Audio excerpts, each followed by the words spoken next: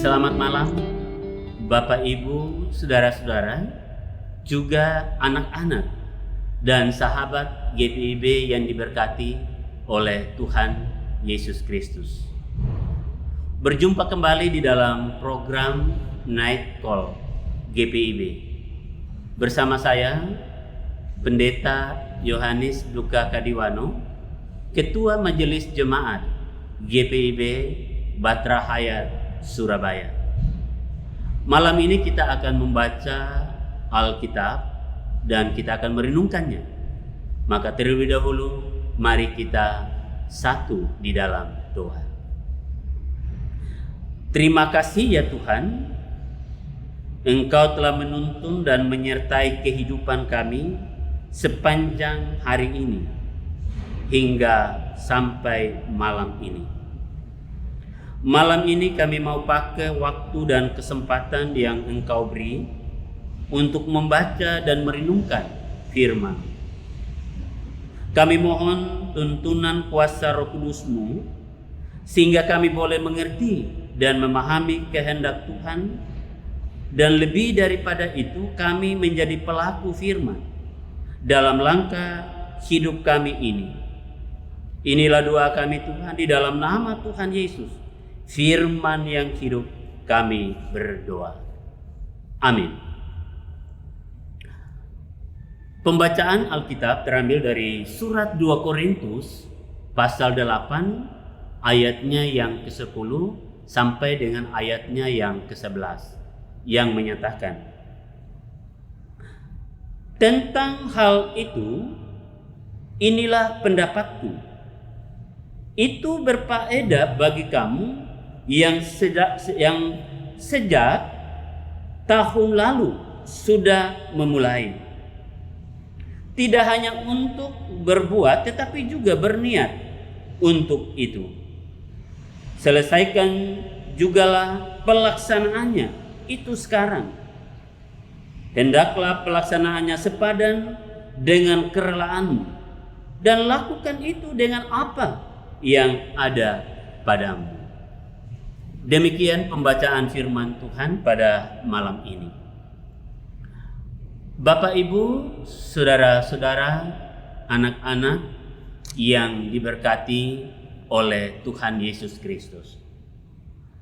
Salah satu tanggung jawab besar kita adalah menyelesaikan apa yang sudah dimulai. Apapun itu. Apakah itu sebuah pekerjaan? Apakah itu sebuah pelayanan? Tentunya dengan sebuah komitmen.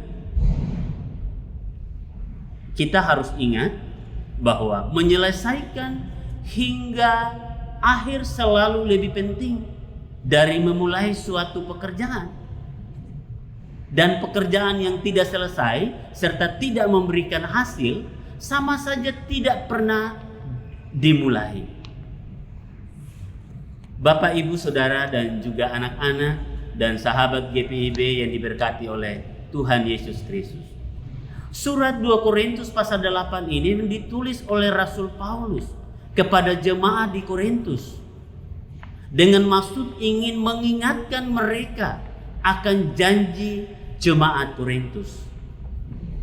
Jemaat Korintus pernah berjanji kepada Paulus untuk memberikan berkat yang mereka miliki berupa sumbangan dana bagi Yerusalem.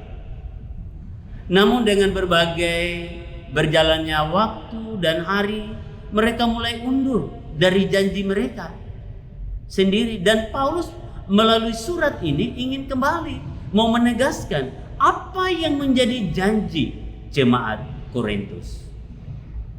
Dalam perjalanan hidup orang percaya adalah bahwa memang wajar apabila komitmen tertentu kadang tertunda karena berbagai alasan.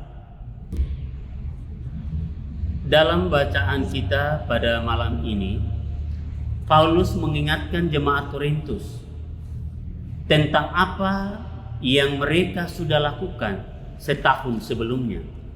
Mereka sudah dihimbau untuk mulai mengumpulkan persembahan pada hari pertama setiap minggunya. Nanti Paulus sendiri atau orang lain yang diutus Paulus akan mengambil semua persembahan tersebut dan membawanya kepada orang-orang kudus di Yerusalem. Nah, proses pengumpulan ini agak tersendat. Itulah sebabnya Paulus mendorong mereka untuk melanjutkannya lagi. Nah, menariknya saudaraku, Paulus memulai nasihatnya dengan sebuah apresiasi yang ditujukan pada hati jemaat Korintus. Dia katakan di dalam ayat 10b tadi, memang sudah sejak tahun yang lalu kamu mulai melaksanakannya dan mengambil keputusan untuk menyelesaikannya juga. Bapak, Ibu, Saudara, juga anak-anak dan sahabat GPIB yang diberkati oleh Tuhan Yesus Kristus. Nah, sikap Paulus yang lebih mementingkan hal pemberi dari apa yang diberikan. Jadi dengan kerelaan hati menentukan apakah sebuah pemberian diperkenankan oleh Tuhan. Jika kamu rela memberi, maka pemberianmu akan diterima. Namun hal ini bukan segala-galanya. Faktor yang lain adalah kesepadanan dengan apa yang dimiliki. Maka di sini Paulus mengatakan, lakukanlah itu dengan apa yang ada padamu. Ada di dalam ayatnya yang ke-19, ayatnya yang ke-11 yang kita baca bersama tadi. Dia mengatakan, kalau pemberianmu itu berdasarkan apa yang ada padamu.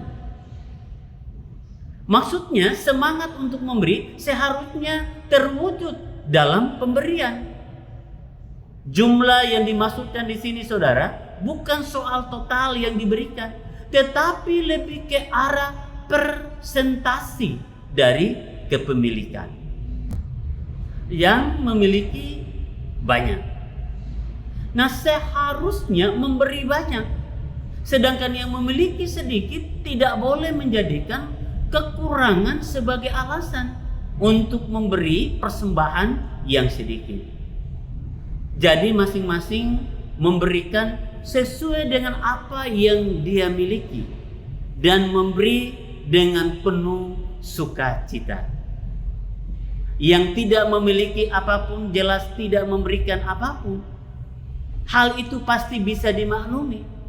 Jika benar-benar tidak memiliki apapun, ya paling tidak memberikan dukungan di dalam doa. Nah, tantangan untuk memberikan yang sepadan dengan kepemilikan bukan dimaksudkan sebagai sebuah tekanan. Pemberianmu itu berdasarkan apa yang ada padamu. Paulus tampaknya menghindari seseorang memberi lebih banyak daripada yang dia miliki. Dia tidak ingin merugikan atau menyengsarakan si pemberi itu. Nah saudaraku, Paulus tidak memaksakan hal ini kepada jemaat Korintus. Cukuplah bagi mereka untuk memberikan sepadan dengan apa yang mereka miliki. Dari bacaan ini kita belajar bahwa kita harus mempunyai satu komitmen, punya tekad untuk selalu menyelesaikan apa yang sudah kita mulai. Sekalipun diperhadapkan banyak kesulitan, dengan banyak tantangan, juga dengan banyak pergumulan. Tetapi komitmen yang dimaksud terutama berhubungan dengan bagaimana kesediaan kita menghidupi panggilan Tuhan Yesus untuk kita mau menjadi berkat bagi banyak orang. Tuhan memakai banyak orang, termasuk saya dan saudara, untuk digerakkan menjadi penolong bagi sesama yang membutuhkan bantuan. Jika Tuhan memakai kita untuk menolong orang lain, bersegeralah, jangan kita tunda. Dibutuhkan memberi itu dengan rela, bukan pada besar jumlahnya, tetapi apa yang ada padamu. Itu berarti pemberian yang bersumber dari hati yang penuh dengan sukacita, hati yang tulus. Segala yang ada pada kita, apakah itu uang, bahan makanan, dan juga papan, yang dapat bisa kita berikan membantu sesama kita yang memerlukan bantuan.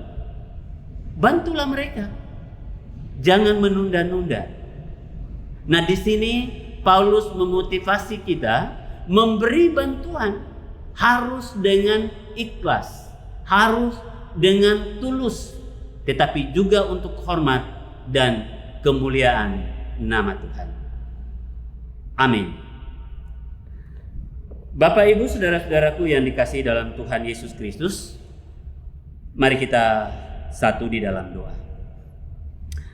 Terima kasih ya Tuhan, firman-Mu boleh diberitakan di malam ini. Biarlah firman-Mu memotivasi kami untuk menyelesaikan tugas dan kerja dan tanggung jawab yang terus diembankan di dalam hidup kami ini.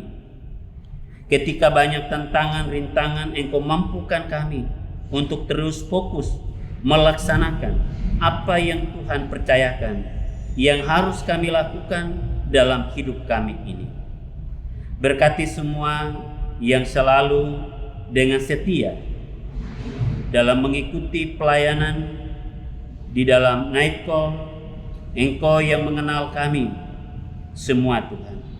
Engkau yang menuntun langkah hidup kami, sehingga kami terus dimampukan mengisi hari-hari hidup kami sesuai seturut dengan kehendak Tuhan.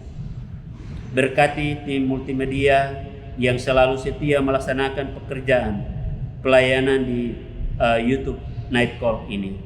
Engkau yang senantiasa menganugerahkan berbagai berkat kasih karunia yang tiada berkesudahan. Inilah doa kami, dalam nama Tuhan Yesus kami sudah berdoa kepadamu. Amin. Bapak, Ibu, saudara-saudara, juga anak-anak dan sahabat GPIB yang diberkati oleh Tuhan Yesus Kristus. Demikian renungan kita pada malam ini. Tuhan Yesus memberkati.